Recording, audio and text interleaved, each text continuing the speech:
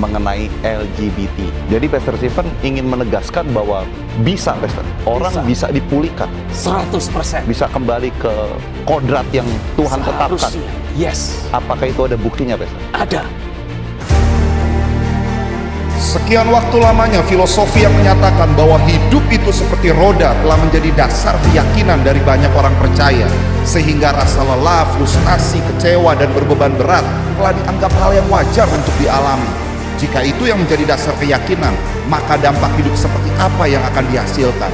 Tidak heran jika akhirnya kehidupan orang percaya hanya berputar-putar pada permasalahan akibat ketidakakuratannya sendiri.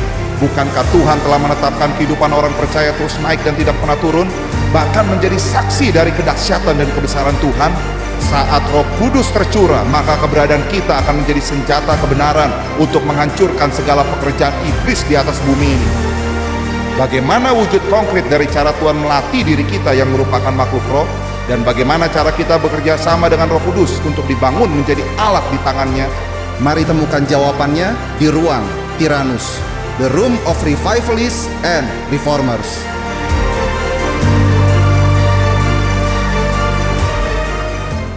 Selamat datang di dalam Ruang Tyrannus, The Room of Revivalists and Reformers. Ruang Tyrannus kali ini akan melanjutkan episode yang lampau mengenai tema LGBT. Dan di dalam studio Ruang Tyrannus telah hadir mantan lesbi. Kita akan wawancara lebih lanjut, kita akan gali mengapa beliau bisa ada di dalam dunia kelam tersebut. Mari kita sambut bersama narasumber tetap kita, Pastor Stephen Agustinus yang telah ada di Ruang Tyrannus, dan narasumber tamu kita, Ibu Uli. Selamat datang Pastor Stephen dan Ibu Uli di Ruang Tyrannus. Ya. Thank you. Thank you. Ya baik, Pastor Stephen, mungkin kita langsung nih Pastor Stephen, karena temanya lagi hot dari minggu lalu mengenai LGBT. Nah, kita telah menghadirkan Ibu Uli sebagai mantan, kurang lebih begitu ya Bu? Ya, betul. Iya. Nah, minggu lalu Pastor Stephen sempat menjelaskan bahwa rata-rata orang yang memiliki orientasi seksual yang menyimpang ini diawali dari permasalahan keluarga, khususnya seringkali figur ayah, figur orang tua itu mendidik secara keras mungkin, pokoknya ada permasalahan keluarga begitu ya Pastor Stephen ya. Nah, kenapa hal ini menjadi alasan Pastor Stephen? Bisakah lebih secara spesifik lagi Pastor? Jadi seringkali ketika seorang anak mengalami luka batin akibat perlakuan-perlakuan yang mungkin dia anggap tidak adil buat dirinya dari orang-orang terdekatnya yang seharusnya mengayomi, yang seharusnya melindungi dan mengasihi dia, otomatis anak yang bersangkutan akan cenderung mencari figur lain yang bisa dia rasakan menjawab dan memenuhi rasa haus akan perhatian dan kasih sayang tersebut. Nah, konyolnya seringkali anak-anak yang sedang mengalami disorientasi figur pribadi yang bisa mengasihi dan mengayomi ini bertemunya justru dengan pribadi-pribadi yang mungkin lebih layak disebut sebagai predator. Karena dia mungkin akan mencurahkan rasa sayang, perhatian dan kasih secara berlimpah. Tapi dengan tujuan-tujuan yang tidak kudus, tidak tulus. Jadi mungkin ya karena dia punya orientasi seksual yang sudah menyimpang, maka wujud limpahan kasih dan perhatian tersebut tentu saja dia kaitkan dengan aspek-aspek seksualitas. Sementara buat si anak, kehausan akan perhatian dan kasih sayang ini kan masih murni, tulus, tidak ada keterkaitan dengan aspek seksualitas. Jadi disitulah seringkali eksploitasi atau pelecehan seksual itu terjadi. Dan biasanya lewat berjalannya waktu, anak-anak yang dahulu pernah menjadi korban pada akhirnya akan menciptakan korban. Pastor Stephen, apa yang Pastor Stephen nyatakan ini kita mau cross check Pastor Stephen ke Ibu Uli yang tentunya mantan dari LGBT ini. Nah, apakah benar Ibu Uli dari apa yang Pastor Stephen sampaikan, hal itu yang benar-benar terjadi dalam kehidupan Ibu Uli? Ya, benar sekali. Dan yang saya lihat, ya, saya puji Tuhan ya, Tuhan pulihkan saya, dan saya ada sekarang ini Tuhan mempertemukan saya dengan beberapa orang yang dalam pelayanan saya, dan memang itulah yang memang terjadi.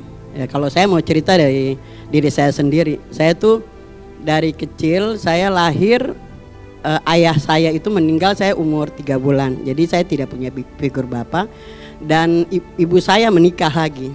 Nah, menikah lagi dengan saya memiliki bapak sambung, bapak tiri ya. Itu tidak merepresentasikan figur bapak yang sebenarnya saya waktu itu masih anak-anak rindukan figur itu.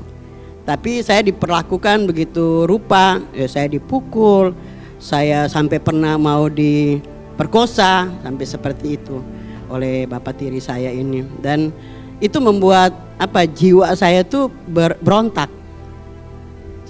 Kok perempuan seperti ini ya?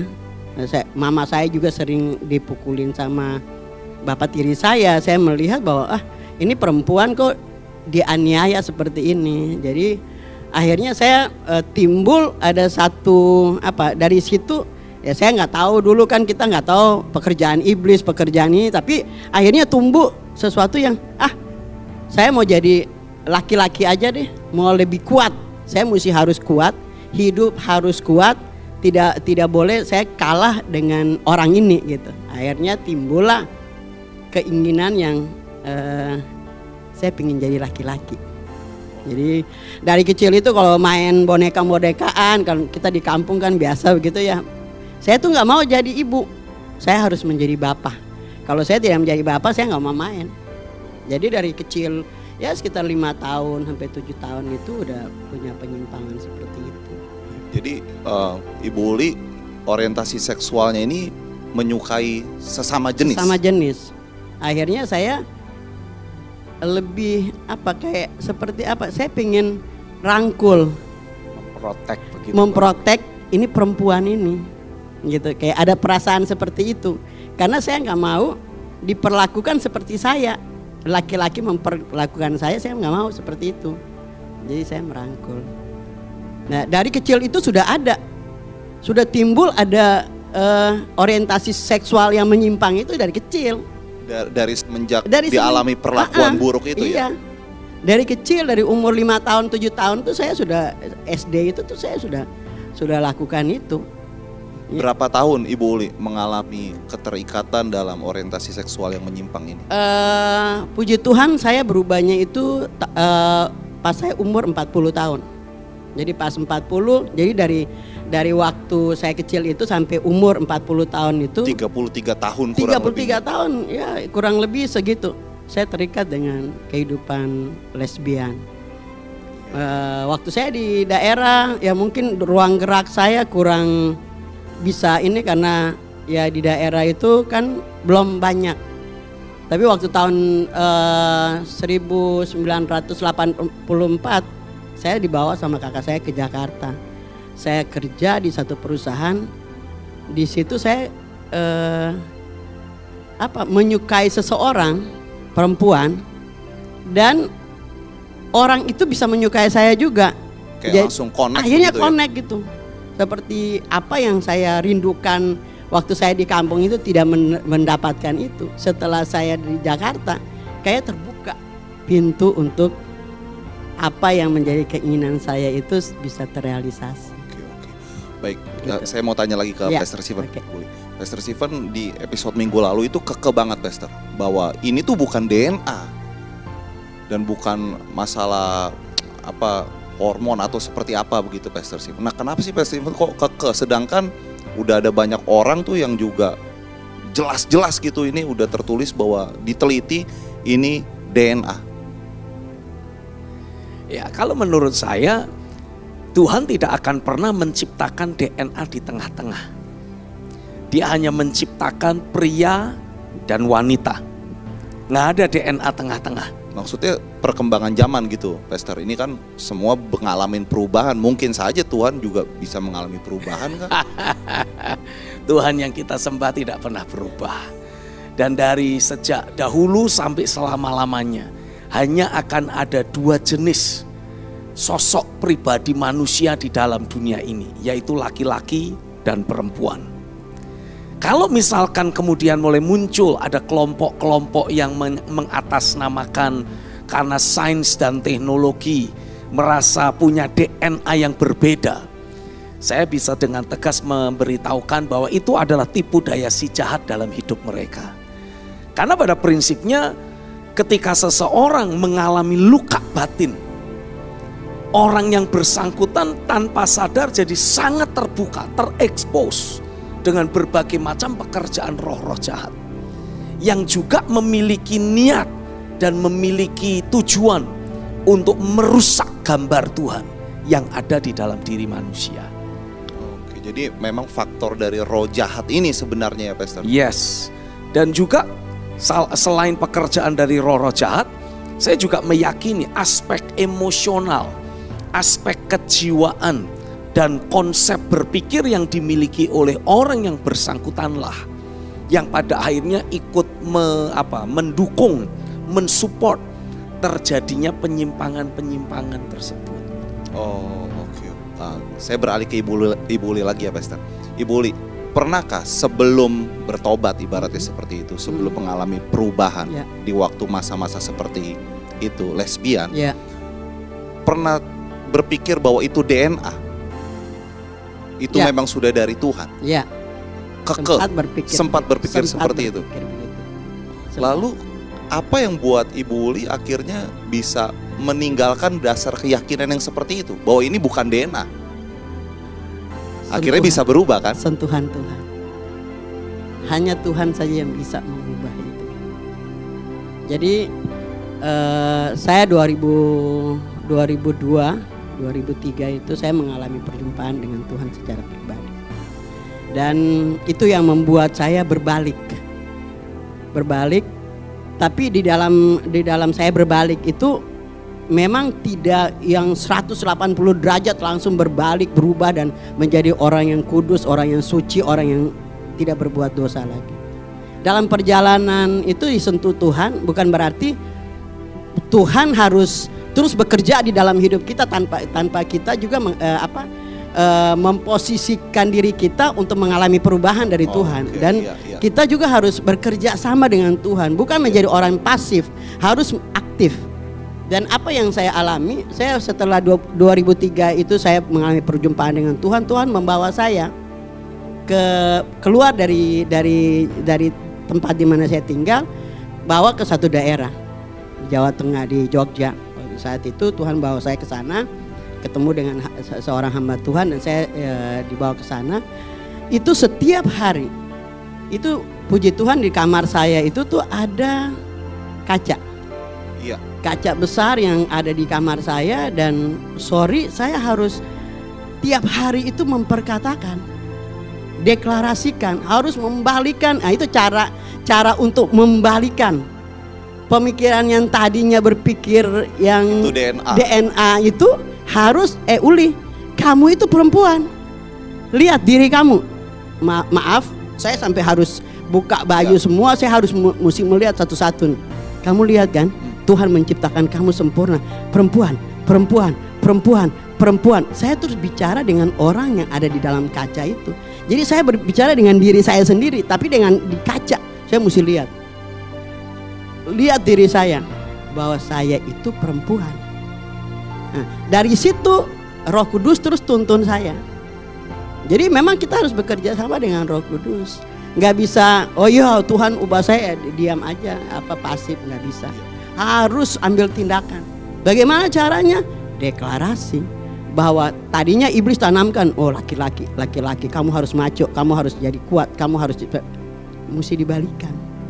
Aku ini perempuan, aku ini feminim, aku ini perempuan, aku ini perempuan. Lihat nih, Tuhan ciptakan itu nggak sebentar, bukan waktu yang sebentar untuk melakukan itu. Karena 33 tahun terikat itu ya. Itu seperti ini, Tuhan kasih gambaran seperti ini, seperti besi yang sudah karatan itu karat banget. Jadi digosok itu ya, Tuhan kasih kayak amplas gitu, digosok. Jadi setiap hari itu digosok. Uli, kamu perempuan, kamu harus memiliki pikiran Kristus. Tuhan tidak menciptakan DNA itu. itu bukan gender kamu. Kamu tuh diciptakan Tuhan perempuan. Karena Tuhan menciptakan, akhirnya kan firman Tuhan kan. Jadi puji Tuhannya setelah saya bertobat, kesukaan saya tuh membaca firman. Saya mulai gali firman, saya terus baca. Dan saya menemukan bahwa memang seperti tadi Pak Stephen bilang bahwa Tuhan tidak menciptakan ada kelamin di tengah ini, ada gender di tengah ini. Ini cuma laki-laki dan perempuan. Nah, saya menemukan itu. Saya ini perempuan. Kok mau jadi laki sih? Nggak boleh. Uli nggak boleh. Wah, jadi mesti harus tegas sama diri sendiri. Jadi nggak boleh. Uli kamu perempuan. Uli nggak boleh kemayu begitu juga. Tapi harus tegas. Ya. Uli kamu perempuan. Kamu perempuan. Lihat tuh, kamu perempuan. Tiap hari kamu mau. Sorry, saya tuh sampai semua atribut pakaian saya itu semua laki-laki. Saya tuh memakai bra itu nanti setelah saya sudah bertobat. Jadi tadinya pakai singlet, pakai kayak begitu. Pokoknya gaya laki-laki. Jadi akhirnya kan saya mesti ganti semuanya tuh. Jadi saat mau ingin berubah itu ngalamin zaman Tuhan, baju-baju laki-laki semua dibuang. Enggak tapi mulai pakai. Oh. Yang atribut perempuan. Oh iya. Itu juga mesti lihat di kaca. Uli lihat nih. Nah, bagus kan? Jadi mesti harus terus berbicara dengan diri sendiri. Dapat firman dari Tuhan, ada hamba-hamba Tuhan yang doakan, tapi kita sendiri harus aktif untuk mau mengalami perubahan. Nah, itulah yang bisa mengubah pemikiran yang dulu bilang oh ini DNA dari Tuhan. Jadi Ibu Uli tidak mengakui bahwa itu DNA. Enggak. Nah, Ibu Uli, apa yang Ibu Uli ingin sampaikan kepada mereka yang sampai saat ini mengakui bahwa itu DNA? Silakan Ibu Uli. Saya mau tegaskan kepada rekan-rekan, teman-teman saya yang masih di luar sana, yang saat ini masih ada di dalam keterikatan LGBT, itu bukan DNA. Karena Tuhan menciptakan manusia cuma laki-laki dan perempuan.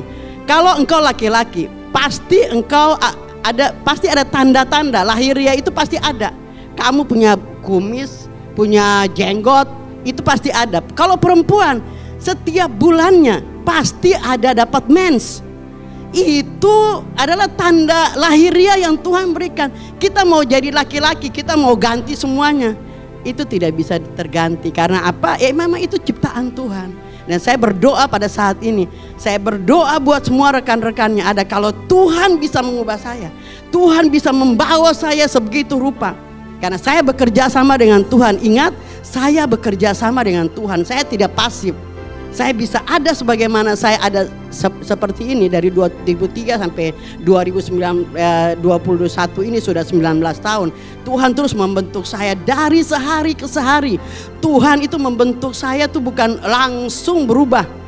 Tuhan membentuk, firman Tuhan katakan dari sehari ke sehari Tuhan mengubahkan kita. Dan saya percaya pada saat ini Tuhan akan menjamah saudara semua. Seperti apa yang Tuhan kerjakan dalam hidup saya, Roh Kudus yang sama yang mengubah hidup saya. Saya berdoa pada saat ini Bapa mencurahkan rohnya, roh yang sama yang Bapa berikan bagi saya untuk mengubah kehidupan saya. Saya berdoa akan mengubah semua rekan-rekan, saudara-saudara, sahabat-sahabat saya yang masih terikat dengan kehidupan lesbian. Keluarlah dari sana, keluarlah dari kegelapan. Tuhan sudah menyediakan terang kemuliaan Tuhan. Tuhan akan pakai kita untuk mempermalukan iblis. Iblis tidak berkuasa lagi untuk menanamkan DNA yang dari iblis untuk masuk di dalam hidup kita, karena Tuhan punya DNA rohani, yaitu saya sebagai perempuan, saya bisa berkata hari ini, kalau dulu saya berkata saya laki-laki, hari ini saya bisa berkata saya 1000% perempuan. Dan saudara yang laki-laki, engkau harus ingat bahwa Tuhan menciptakan engkau adalah laki-laki. Itu tanda-tanda lahiriah ada di dalam hidupmu. Dan saya berdoa pada saat ini biar Tuhan membuka mata saudara untuk melihat kebenaran bahwa engkau diciptakan Tuhan sebagai laki-laki. Di dalam nama Tuhan Yesus aku berdoa dan aku impartasikan perubahan terjadi di dalam kehidupan saudara di dalam nama Tuhan Yesus. Haleluya, amin. Amin, haleluya. Saya ke Pastor Stephen ya. Pastor Stephen, ini Ibu Uli kan melakukan tindakan memperkatakan itu di kaca. Maksudnya seperti orang gila begitu kan. ngomong terus, maksudnya apa dampaknya cuman ngomong-ngomong gitu kok bisa berubah? Jadi sebetulnya kita ini sedang berhadapan dengan tipu muslihat iblis yang diyakini oleh orang-orang tertentu sebagai sebuah kebenaran. Dan tipu muslihat tersebut masuk dalam hidup seseorang, masuk dalam hidup kita, mulai dari bentuk pemikiran dan perasaan yang muncul atau dimunculkan oleh karena situasi, kondisi, dan keadaan. Nah, ketika seseorang mulai menerima pemikiran-pemikiran yang ditaburkan oleh si jahat, mulai menerima perasaan-perasaan yang tercipta karena situasi dan keadaan yang juga disetting oleh si jahat, maka tanpa disadari orang yang bersangkutan mulai meyakini bahwa dirinya memang bukan seperti yang orang banyak katakan. Kalau dia seorang laki-laki tapi dia merasa dirinya sebagai seorang wanita, dia akan menganggap bahwa semua orang itu keliru. Karena walaupun secara lahiriah mungkin dia seorang laki-laki, ada tanda-tanda seperti tadi yang Ibu Uli katakan, ada tanda-tanda lahiriah bahwa dirinya itu seorang laki-laki. Tapi dia sudah terlanjur meyakini bahwa sebetulnya jati dirinya, jiwanya adalah jiwa seorang wanita. Demikian pula sebaliknya. Tanda-tanda lahiriahnya dia seorang wanita, tapi dia sudah terlanjur meyakini bahwa dirinya itu seorang pria. Saya bisa memberi penegasan buat bahkan orang-orang yang sudah melakukan operasi transseksual, ya. Seperti misalkan contohnya seorang laki-laki sudah melakukan operasi sehingga terlihat betul dia seorang wanita. Bahkan tidak ada orang yang bisa melihat perbedaan kalau dia itu laki-laki atau wanita. Di negara tertentu ada di yang negara tertentu malah sudah lebih ciamik daripada yang aslinya. Tapi tidak bisa dipungkiri, ini istilahnya bagus. Ketika Tuhan menciptakan manusia, when God created a man, ya jelas-jelas Alkitab menuliskan Tuhan menciptakan manusia. Lalu ketika Tuhan mau menciptakan perempuan, tadi Tuhan menciptakan laki-laki, ketika Tuhan mau ciptakan perempuan, secara spesifik Tuhan menambahkan adanya rahim dalam keberadaan fisik seorang perempuan. Jadi kalaupun sudah dilakukan operasi transseksual, jadi kelihatan cewek banget, kalau diperiksa nggak ada kandungannya, you tetap seorang laki-laki, bro. Jangan menolak kodrat asli begitu ya, Pastor. Karena bagaimanapun juga seorang wanita asli, dia pasti akan mendapati adanya keistimewaan yang tidak dimiliki oleh seorang laki-laki. Iya. Salah satu yang paling menyolok adalah adanya rahim yang menjadi alat reproduksi untuk lahirnya generasi baru. Ini walaupun sudah operasi, sudah pasang, maaf kata, ada payudara, mungkin bahkan vagina, tapi tetap tidak bisa mempersiapkan atau menciptakan rahim. Nah jadi ya, walaupun tampilannya cewek, kalau ternyata tidak punya rahim, ya solirah, bro. Yuk nggak bisa diganti. Panggilan harus tetap bro ya. Tetap harus. Nah hanya permasalahannya kan dia meyakini bahwa dirinya itu membawa nature, membawa soul seorang wanita atau seorang pria. Sehingga dia akan bersikap, bertingkah laku ya sesuai dengan soulnya tadi. Padahal itu adalah hasil dari tipu daya si jahat. Nah, satu-satunya cara untuk mengubah konsep berpikir yang ada, meyakini jati dirinya yang sejati seperti yang Tuhan sudah ciptakan, adalah dengan mulai meyakinkan dirinya sendiri. Dengan cara ya ditunjukkan. Ini aspek imajinasi ini sangat penting. You harus bisa melihat bahwa betul aku ini seorang laki-laki. Betul aku ini seorang wanita. Dan kemudian mulai memperkatakan berkali-kali. Untuk apa itu?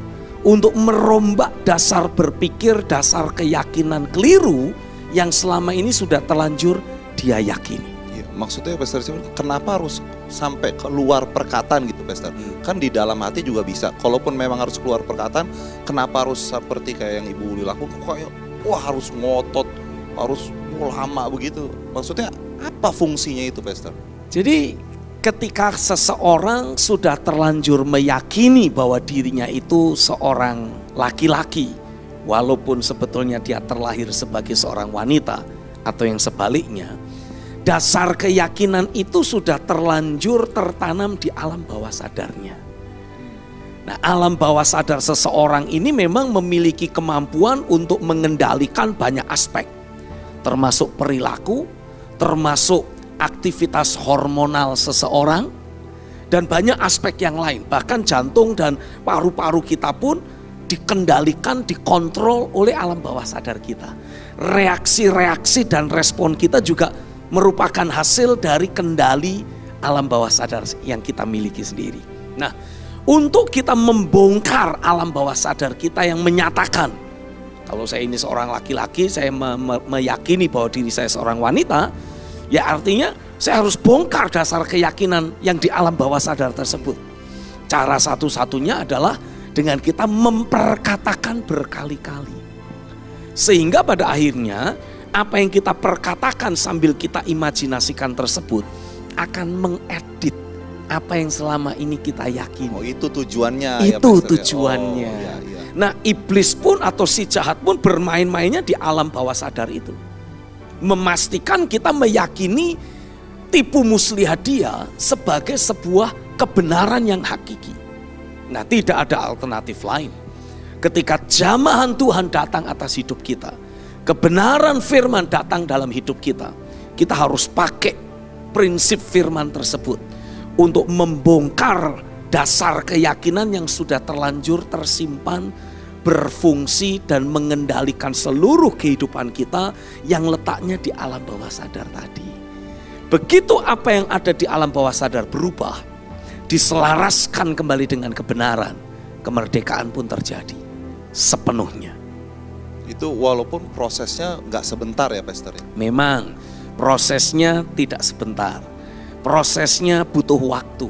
Sama seperti usaha dan upaya si jahat untuk menanamkan dasar keyakinan yang keliru, ya, tipu muslihat yang pada akhirnya kita yakini sebagai kebenaran dan tersimpan di alam bawah sadar, itu butuh waktu yang cukup panjang. Tidak serta-merta, tidak begitu saja dalam semalam Uli yang seorang wanita merasa dirinya seorang pria. Tidak, butuh waktu itu.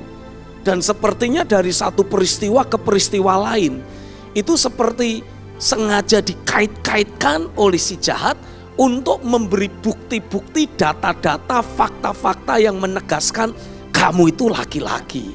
Betul ya begitu ya Uli ya? Jadi memang tidak sebentar untuk menanamkan dasar keyakinan yang keliru itu saja. Iblis butuh waktu.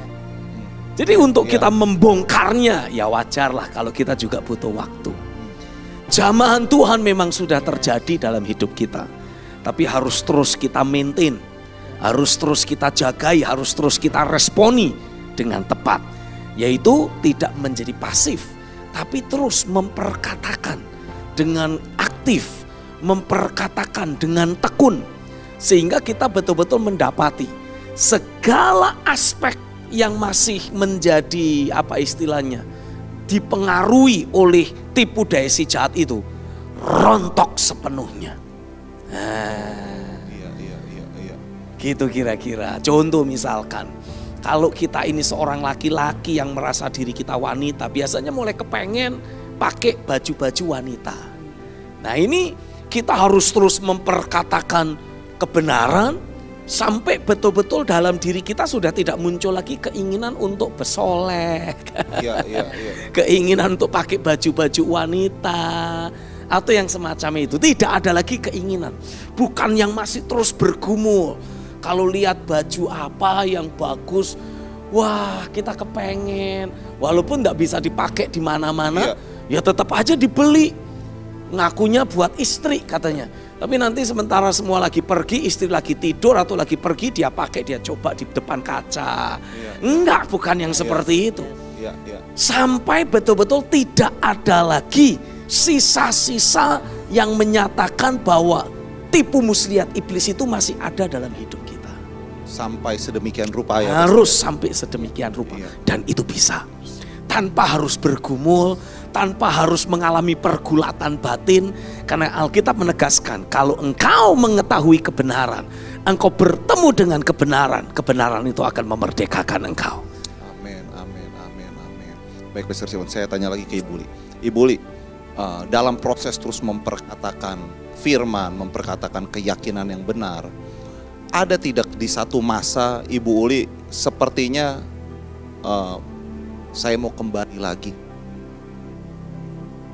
ke kondisi kehidupan yang lama? Ada tidak di fase itu godaan untuk kembali lagi kepada kehidupan yang lama? Sempat ada tidak di fase itu? Kalau keinginan untuk kembali mungkin tidak. Karena benar-benar saya setelah dijamah Tuhan, firman Tuhan terus datang, kebenaran itu terus datang, itu terus memerdekakan saya.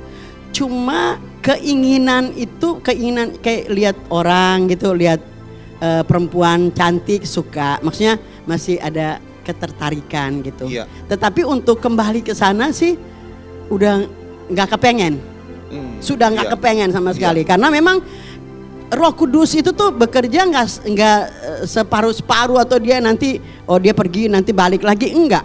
Jadi yang saya dapatkan saat saya terus berinteraksi dengan Roh Kudus tolong saya. Kalaupun ada pemikiran itu, enggak, saya mesti harus terus. Seperti tadi Pak Stefan bilang bahwa di bawah alam bawah sadar kita ini memang sudah tercetak. Iya, Kita iya. harus rombak dengan perkataan kita. Karena yang saya dapatkan, Tuhan menjadikan dunia ini dengan perkataan. Nah, di situ saya memakai firman itu untuk saya memperkatakan itu, untuk mencipta ulang kembali Uli. Yang tadinya Uli berpikir bahwa Uli laki-laki, Uli harus mencipta ulang, aku ini perempuan.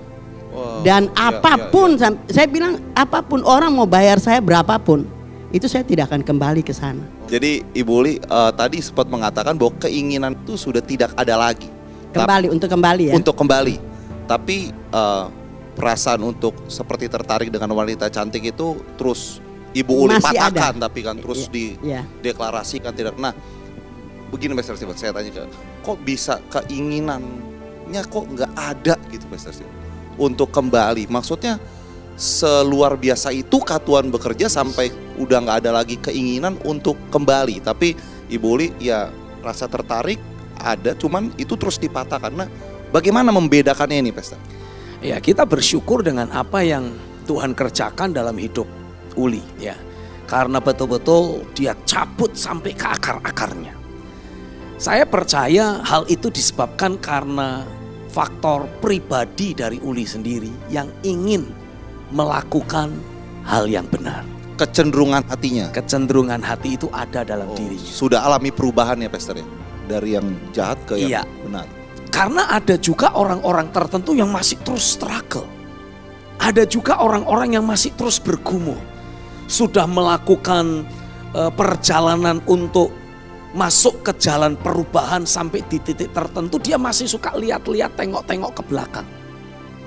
Ada yang seperti itu. Nah, biasanya orang-orang seperti itu disebabkan karena dia sendiri masih mencintai kehidupan lamanya. Ada rasa cinta, rasa kepengen, rasa kangen dengan kehidupan masa lalunya. Nah, yang harus dilakukan terhadap orang-orang seperti ini, ya datang sama Tuhan dengan terbuka lalu berkata, Tuhan tolong aku.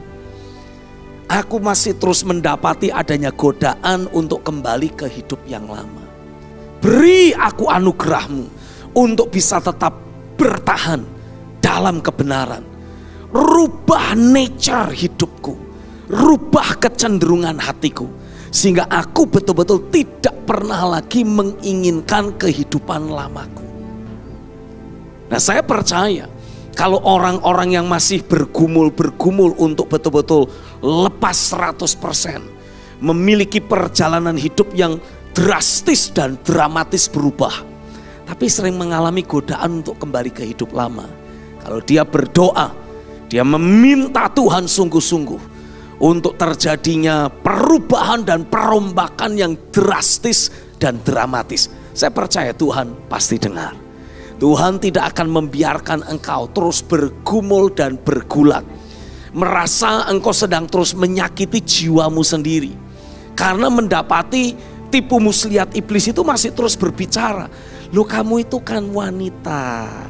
Sudahlah, jangan berprasangka bahwa kamu itu pria. Mungkin kamu itu memang terlahir dengan terjebak di tubuh yang salah. Nah, ini kadangkala iblis itu terus bermain-main seperti itu. Oh, tapi itu lumayan bagus ya Pastor. Maksudnya kata-katanya sepertinya kayak masuk akal gitu Pastor. Ya. Terjebak di dalam tubuh yang salah. Betul, itulah yang seringkali iblis taburkan. Sehingga ketika ada seorang pria yang punya tendensi menjadi seorang wanita dan ingin kembali bertingkah laku seperti pria, dia akan seperti menyakiti dirinya sendiri. Dia akan seperti merasa, ini bukan diriku. Diriku yang sesungguhnya adalah seorang wanita dan aku hanya terjebak di tubuh seorang laki-laki. Nah, tipu muslihat seperti itulah yang harus betul-betul kita bombardir terus-menerus. Karena tanpa kita membongkar semua dasar pemikiran keliru yang sumbernya dari tipu muslihat iblis tuntas 100%, kita akan sering merasa tersiksa jiwanya. Orang yang bersangkutan akan sering merasa tersiksa. Loh, aku ini sebetulnya kan seorang laki-laki, tapi terjebak di tubuh seorang wanita. Nah, sama ini sama-sama merasa menderita. Kenapa? Karena dia belum betul-betul mengalami perubahan dalam konsep berpikir, dasar keyakinan, dan pemikiran-pemikiran yang selama ini tersimpan di alam bawah sadarnya. Jadi apa yang harus dilakukan? Tidak ada alternatif lain, makin gencar, makin giat, makin kuat untuk terus membuat pernyataan firman. Sampai betul-betul semua karat-karat tadi itu terkikis habis. Sampai nggak ada keinginan lagi Sampai kembali ya, tidak Pastor. ada keinginan sama sekali. Dan itu bisa. Kuasa Roh Kudus akan menolong dan memampukan saudara. Tuhan akan bekerja dalam hidupmu secara sedemikian rupa sehingga engkau betul-betul menemukan kembali jati dirimu yang sejati di dalam Tuhan. Nah, Pastor Stephen, mungkin pertanyaan begini Pastor. Ini kan juga berpengaruh dengan lingkungan. Begitu. Nah, apakah faktor lingkungan juga bisa mempengaruhi Pastor? Kan ini ada komunitas. Apa yang harus dilakukan dengan orang-orang yang sudah ada di dalam komunitas tersebut? Memang tidak bisa dipungkiri, ya, pergaulan itu mempengaruhi kehidupan. Alkitab juga menuliskan pergaulan yang buruk akan merusak kebiasaan hidup yang baik.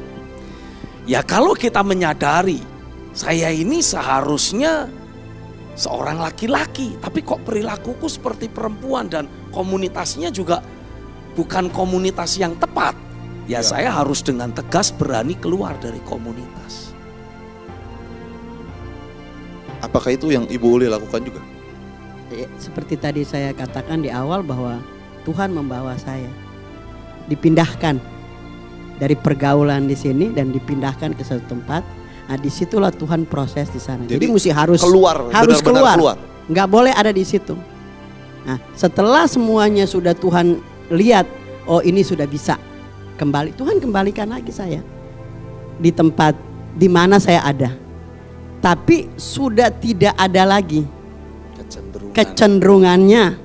Karena Tuhan, ya itu seperti tadi saya bilang bahwa terus Tuhan melatih saya. Coba kalau saya mungkin masih ada di lingkungan itu ya mungkin tidak seperti ini sekarang. Jadi Tuhan itu punya cara. Tuhan punya 1001 macam cara untuk mengambil kita. Karena kita diciptakan serupa dan segambar dengan Dia. Dia tidak mau iblis memakai kehidupan kita untuk menjadi senjata kelaliman. Begini Ibu Uli, dalam satu pergaulan komunitas itu kan seringkali ikatannya sudah lebih dari persaudaraan. Sangat kuat biasanya dalam komunitas seperti itu. Sudah seperti saudara sendiri, bahkan melebihi saudara. Nah, apakah waktu itu ketika Ibu Uli ambil keputusan untuk keluar benar-benar, tidak ada rasa penyesalan dan rasa sepertinya ditolak atau akhirnya merasa ingin dijauhi? Apakah Ibu Uli tidak takut seperti itu? Ya, saya bersyukur sekali. Sampai sekarang saya terus bersyukur sama Tuhan. Tuhan, Tuhan tuh membawa saya dengan satu kekuatan ilahi yang penuh dengan apa? Tuhan tuh betul-betul mengambil saya dari situ dan Tuhan bawa saya ke satu tempat dan tidak ada lagi punya keinginan untuk bertemu dengan siapapun. Pasti Ibu Uli kan dicari. Dan puji Tuhannya, mereka yang mencari saya ketemu sama saya, mereka akhirnya memutuskan untuk meninggalkan saya. Karena yaitu setelah Tuhan membentuk saya sedemikian rupa, saat berbicara dengan mereka yang masih ada di sana, itu kita sudah tidak nyambung lagi. Dulu mungkin persaudaraan kita, pertemanan kita luar biasa, kita bisa cerita banyak hal. Tapi setelah Tuhan mengubah, itu Tuhan yang jadi seperti mereka sendiri yang gue malas deh telepon sama lo, nggak nyambung gue ngomong sama lo. Akhirnya mereka sendiri, saya sih sebenarnya masih pengen ketemu, karena ya di dalam saya meyakini dalam diri saya sekarang sudah ada terang. Saya mesti harus ada di dalam kegelapan, sehingga kegelapan itu harus ditelan oleh terang yang Tuhan taruh dalam hidup saya. Saya pingin sebenarnya ke sana, tapi mereka yang sendiri yang menolak. Tidak mau lagi. Merasa bahwa ya lo udah nggak nyambung sama kita. Kalau sekarang sudah jadi kayak ibu-ibu, kayak tante-tante. Karena perubahan kan udah feminim. Seperti itu harusnya. Harusnya kan gitu. Dan saya bangga. Saya sukacita. Ya ditolak sama mereka bukannya aduh kok orang pada enggak. Akhirnya Tuhan mempertemukan dengan komunitas yang baru. Saya memiliki keluarga rohani, saya memiliki sahabat-sahabat yang betul-betul berjalan dalam kebenaran. Ya, Tuhan memisahkan dan dengan orang-orang yang masih terus mempertahankan keinginan mereka dan tidak mau berubah. Karena saya punya teman satu sama saya sih, dia sih yang bawa saya ke Jogja, pertemukan saya. Dia pas balik ke Jogja, dia tidak mau mengikuti proses yang Tuhan suruh. Dia balik ke Jakarta, dia balik lagi ke sini dan melakukan hal yang sama. Kembali lagi. Saya nggak mau, saya kekeh. Tuhan, aku mau berubah. Karena pada saat saya mengalami pelepasan, saya udah janji sama Tuhan, kalau berapapun umur yang kau mau tambahkan dalam hidup saya, pakai saya mau menjadi alat di tangan Tuhan. Itu komitmen yang saya terus ingat terus di hadapan Tuhan. Kalau saya masih mau kembali ke sana, bagaimana Tuhan mau pakai saya? Kalau saya masih punya kecenderungan seperti itu, kan gak mungkin. Tuhan mau saya terus dikuduskan, saya terus dimurnikan dengan kuasa Roh Kudus. Karena memang perubahan itu seperti tadi saya bilang tidak terjadi dalam semalam langsung berubah, enggak. Dari sehari ke sehari. Saya bisa ada sebagaimana saya ada 19 tahun sekarang ini. Sampai saat ini saya bisa merasakan, oh Tuhan, saya tidak mau lagi kembali ke sana. Dan saya melihat setiap malam saya berdoa untuk orang-orang, siapapun mereka, saya tidak kenal. Tapi saya terus menaikkan doa di hadapan Tuhan. Tuhan, kalau Engkau menjamah saya, Engkau mengubahkan saya, Engkau juga jamah orang-orang yang ada di luar sana. Saya terus menaikkan doa itu dan saya percaya bahwa Tuhan mendengarkan itu. Dan seperti hari-hari ini terus Pastor Stephen sedang menyampaikan tentang pencurahan roh. Untuk semua manusia saya berdoa biar roh yang sama yang mengubah hidup saya, roh yang sama juga akan mengubah saudara-saudara saya, rekan-rekan saya, sahabat-sahabat saya yang masih ada hidup di dalam kehidupan LGBT. Ayo keluar, Tuhan akan pakai kita semakin luar biasa. Haleluya. Pastor Stephen, harus se-ekstrim itu Pastor? Ya, keluar. Betul. Karena bagaimanapun juga kalau kita terus berada di tengah-tengah kerumunan atau kumpulan komunitas yang masih memiliki penyimpangan seksual, kita tidak akan pernah bisa betul-betul bertahan dan menjaga diri kita bersih.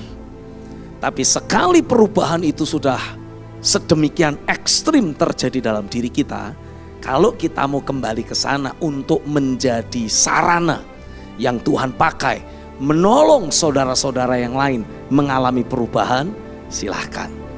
Tuhan akan bertindak dengan luar biasa, memakai hidup orang tersebut untuk menciptakan perubahan. Tapi bukan dengan kemudian jadi kembali sama seperti mereka. Standar ilahi yang Tuhan sudah bangun dalam diri kita harus tetap dijagai. Sehingga sebagai akibatnya ya kita tidak akan terjerumus ke lubang yang sama. Tapi kan ada ayat firman juga Pastor Stephen yang mengatakan bahwa kalau kita mau jangkau orang Yahudi ya kita harus seperti Yahudi. Jangkau orang Yunani harus seperti orang Yunani. Ya butuh ada sedikit-sedikit adjustment lah Pastor. Benar gak itu Pastor? Saya percaya yang dibutuhkan di sini hanyalah adjustment of communication. Jadi cara kita berbicara atau bahasa yang kita pakai, konten yang kita pakai, hanya itu saja untuk membuat percakapan jadi nyambung. Bukan kemudian ketika Yesus bergaul dengan pemungut cukai, lalu dia juga tuh ikut-ikutan mengambil cukai. Bukan. Bukan dengan kemudian Yesus bergaul dengan perempuan pelacur, lalu dia sendiri juga ikut-ikutan dalam dosa percabulan dan perzinahan. Tidak. Dia hanya memiliki belas kasihan dan penerimaan. Sehingga ketika dia berkomunikasi, dia berbicara, tidak ada sense of judgment. Orang yang bersangkutan tidak merasa dihakimi, tapi orang yang bersangkutan mulai merasa diterima, dikasihi, dan siap untuk dibimbing dalam kebenaran. Itu hati Bapa kita di sorga. Itulah hati Tuhan. Dan Tuhan ingin berikan kepada setiap saudara. Karena di luar sana ada begitu banyak orang yang sedang bermasalah dengan dirinya sendiri. Mereka membutuhkan jamahan kasih Tuhan. Mereka butuh penerimaan kita. Ya, bukan berarti kita menerima dosa-dosanya. Kita menerima orangnya. Tuhan pun tidak pernah menerima dosa orang itu. Tuhan hanya mencintai orang. Walaupun dia masih berdosa. Tapi Tuhan tetap benci dengan dosanya. Itu sebabnya seberapa banyak kita yang datang kepada Tuhan, Tuhan pasti terima. Tapi ketika engkau ada dalam tangan Tuhan, dia akan terus cetak ulang, dia akan terus bentuk kita, dia akan terus proses kita untuk menjadi sosok individu seperti yang Tuhan inginkan. Amin.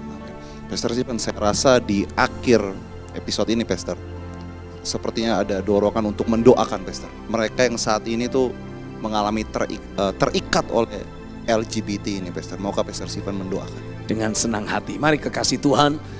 Saya akan berdoa untuk setiap saudara pada saat ini. Bapa di sorga, aku berdoa untuk seberapa banyak saudara-saudara yang sedang menyaksikan tayangan ini, yang sedang mengalami pergumulan dan pergulatan dalam batin mereka. Ada kerinduan untuk kembali berjalan dalam kebenaran. Bahkan kalaupun selama ini ada banyak dari antara kami yang tidak pernah berpikir, tidak pernah punya kerinduan untuk mengalami perubahan dan menganggap bahwa jalan hidup LGBT adalah sebuah dosa dan kekeliruan. Hari ini aku berdoa, Roh Kudus dicurahkan atasmu. Kuasa firman datang dalam hidupmu, bekerja dalam dirimu, dan tidak akan pernah kembali dengan sia-sia. Karena sebagaimana firman Tuhan menegaskan, perkataan-perkataan yang Tuhan ucapkan tidak akan pernah kembali dengan sia-sia. Akan bertindak seperti hujan, akan bertindak seperti salju yang mengairi tanah-tanah kering, mengairi tanah-tanah yang gersang. Hari ini aku berdoa, setiap hati yang kering, setiap hati yang gersang, yang tidak pernah menganggap kehidupan LGBT sebagai sesuatu yang menyimpang, engkau akan mulai alami roh dan firman-Nya bekerja kuat dalam hidupmu. Engkau akan mulai mendapati hati nuranimu kembali hidup, berbicara, berkata-kata kepadamu, memberikan penegasan kepadamu bahwa ada satu kekeliruan besar yang selama ini engkau jalani dalam hidupmu. Dan engkau akan mulai dengar-dengaran, engkau akan memberikan respon yang tepat, engkau akan memberikan respon yang akurat kepada suara yang muncul dari hati nuranimu. Mungkin sepertinya hati nuranimu menuduh, memberitahu bahwa engkau salah, engkau keliru, tapi engkau tidak merasa terdakwa, engkau tidak merasa dihakimi. Sebaliknya engkau mendapati itu adalah teguran yang penuh kasih. Suara Tuhan sedang datang kembali atasmu, dan aku berdoa hatimu akan terus alami perubahan, terus ada proses perubahan yang terjadi dalam hidupmu. Engkau kembali mencintai kebenaran, engkau kembali mengejar untuk melakukan apa yang benar. Dan hari ini aku mau tegaskan di dalam nama Yesus, kehidupan masa depanmu yang baru di dalam Tuhan akan gilang gemilang dan penuh pengharapan. Aku berdoa Roh Kudus dan kuasa firman bekerja semakin kuat dan akan terus memfollow up dirimu, memastikan dari dalam dirimu mulai muncul kecenderungan untuk mengejar kebenaran. Ada muncul kecenderungan hati untuk melakukan hal yang benar. Responmu akan menjadi respon yang positif dan ilahi, dan biarlah engkau menjadi sosok pribadi seperti yang Tuhan sudah tetapkan. Kalau engkau seorang pria, engkau akan menjadi manifestasi Kristus di tengah-tengah kehidupan masyarakat. Dan kalau engkau adalah seorang wanita, engkau akan memanifestasikan keberadaan gerejanya yang suci, yang kudus, tak bercacat celah. Hari ini aku berdoa, biarlah pekerjaan firman dan roh yang dimulai lewat program acara saat ini bekerja dalam hidupmu dan akan terus berkelanjutan, memunculkan engkau menjadi seorang laki-laki sejati, memunculkan engkau menjadi seorang perempuan sejati. Terjadilah di dalam nama Yesus. Dan yang percaya sama-sama kita berkata, amin, amin, amin. Haleluya. Dahsyat Pastor Stephen hari ini, dahsyat Ibu Li hari ini. Kita mungkin akan ketemu lagi di lain kesempatan. Terima kasih untuk kehadirannya Pastor Stephen, terima kasih kehadirannya Ibu Li. Tuhan Yesus memberkati.